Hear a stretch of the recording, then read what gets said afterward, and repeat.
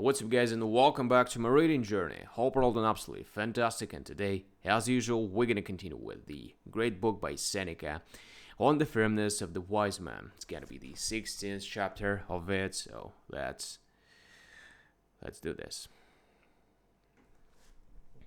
Now, if even Epicurus, who made more concessions to the body than anyone, takes his spirited tone with regard to injuries, what can appear beyond belief or beyond the scope of human nature amongst us Stoics?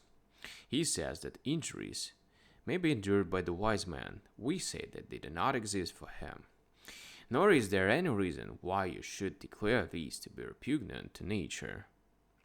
We do not deny that it is an unpleasant thing to be beaten or struck, or to lose one of our limbs, but we say that none of these things are injuries. We do not take away from them the feeling of pain, but the name of injury, which cannot be received while our which is unimpaired. We shall see which of two is nearest the truth. Each of them agree in despising injury. You ask what difference there is between them. All that there is beaten to were brave gladiators, one of whom conceals his wound and holds his ground, while the other turns round to the shouting populace, gives them to understand that his wound is nothing and does not permit them to interfere on his behalf. You need to think that it is any great thing about which we differ.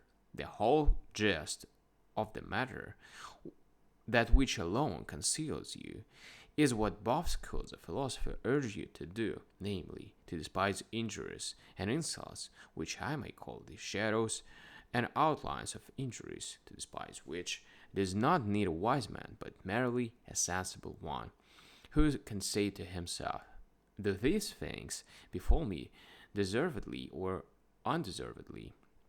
If deservedly, it is not an insult but a judicial sentence. If undeservedly, then he who does injustice ought to blush, not I.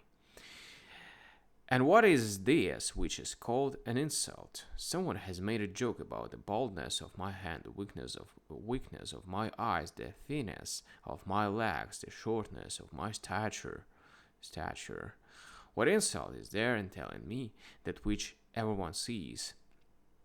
We laugh when tete-a-tete at the same thing, at which we are indignant when it is said before a crowd, and we do not allow others the privilege of saying what we ourselves are wont to say about ourselves. We are amused at decorous jests, but are angry if they are carried too far.